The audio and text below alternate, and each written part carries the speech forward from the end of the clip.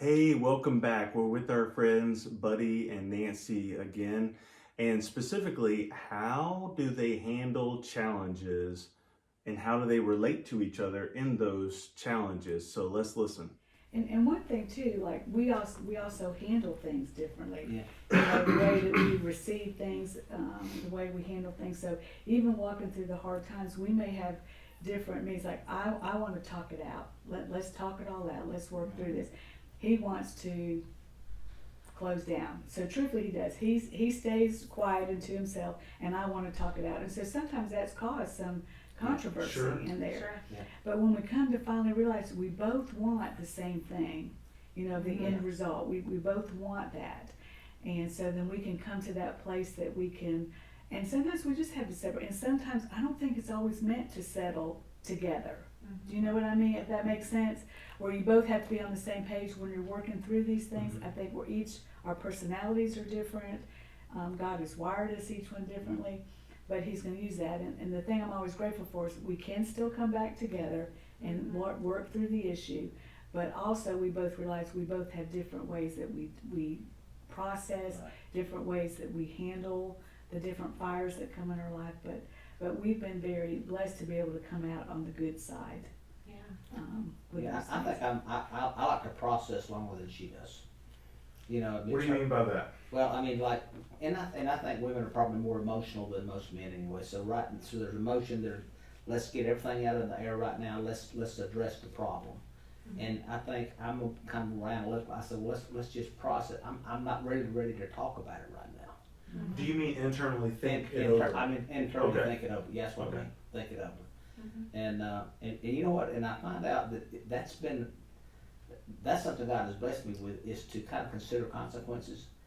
And I don't always think before I open my mouth, but I'm getting better. And so So obviously they handle their challenges in a particular way, and then we handle our challenges in a way. Boy, it's had to take a couple shifts over the years, hasn't it? Yeah, one thing that came to my mind is I know you like to pursue, you like to engage Talk it in the out. conversation, and I like to disengage. Mhm. And as we have coached other couples, it's very similar. It's not always the same where you have two people that like to engage or two people that like to separate. And that may be the case, but like how do we relate to those challenges? Well, one of the things that we've had to alter is respecting the other person and how they need to process. And so, like, I can think of multiple incidences where I really needed to talk some things out, and you really were not feeling talking. But there is such a difference in meeting me where I am and listening. Because here's the thing, like, as wives, we don't need our husbands to fix us. That's not the purpose of the conversation. You just want a relationship, right? I just want connection, and I want to work through whatever it is I'm dealing with. And this isn't 100% across the board, but most women need words. We need to put words to what we're feeling. You have a lot. We have a lot of words. And so it looks like you being there for me and listening. And most of the time, I work out what it is I need to work out while I'm talking to you. And I also need to respect that you may not have words right Yeah, now. it isn't necessarily true for all men, but a lot of men don't have as many words as women.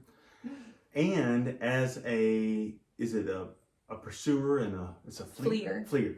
As that, it makes me feel uncomfortable to be in some tense or relational conversations. It makes me sometimes feel uncomfortable, and that is the I need to get out of here. I don't feel good, or something that's not good here, but it's all internal. It's all things going on inside, and it takes a little something for that person to be able to pause and be like, okay, You just need me to hear you.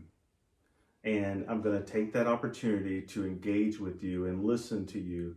I don't need to fix anything. I don't need to give advice. I just need to listen to the words that's coming out of her mouth and let her be heard. Yeah, in my heart. Like, listen to what's coming out of my heart. Because I think a lot of the times what makes you want to flee from the conversation is we have a difference of opinion. Different opinion, yeah. Absolutely. And when there's a difference of opinion, like, how do you move forward as a couple wanting to be on the same page as you're working through whatever challenge it is you're going through? That is interesting, because there's a lot of times, imagine we're on a basketball team or any sport team, and we're wearing the same jersey. Well, when it comes to some conflict, there are times where I see you wearing a different jersey. Mm-hmm. We're against each Like other. we're somehow against each other, and it has everything to do with your opinion may be different than mine. Mm-hmm. And when that comes up for me, I'm in my mind, I'm like, there's no way we're compatible or on the same team if you have a different opinion. That can't Right. be possible. And it is, it's true. There's 7.5 billion of us on this planet, and we each have a different opinion about everything there is to have an opinion about. Mm-hmm. And I act like mine's the right one. So how do we move forward when there is a difference of opinions there? I need to be able to see that you have an opinion, and that's okay. Yeah. It doesn't mean I need to accept yours. Right. I think it has so much more to do with the other person getting heard. And when we both feel heard, we feel complete. And the conflict actually dissolves because we can create something new together that we do both agree on. But as long as we're not hearing each other or relating at all, there is nothing new to create. Yeah, there's no. We're on opposite teams, and I don't know how this is going to work. And you can literally apply that to any situation that you have a difference of opinion with your spouse. Thanks for listening in to our conversation today, and be sure to join us for the next one. Bye-bye.